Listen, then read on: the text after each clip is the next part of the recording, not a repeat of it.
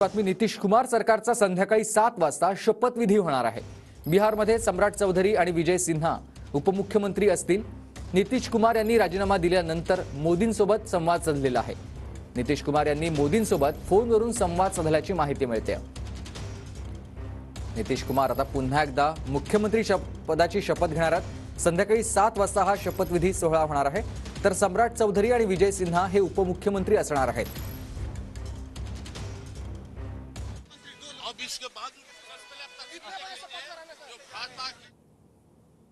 नितीश कुमार यांनी मोदींसोबत फोनवरून संवाद साधल्याची माहिती मिळते। नितीश कुमार सरकारचा संध्याकाळी बरोबर 7 वाजता हा शपथविधी सोहळा पार पडणार आहे। सम्राट चौधरी आणि विजय सिन्हा हे उपमुख्यमंत्री पदाची शपथ घेणार आहेत। त्याचबरोबर नितीश कुमार यांनी राजीनामा दिल्यानंतर मोदींसोबत फोनवरून संवाद साधला आहे। आपको बता रहा हूं, फिर आगे जो होगा पता चलेगा। बिहारमधली ही राजकीय उलथापालथ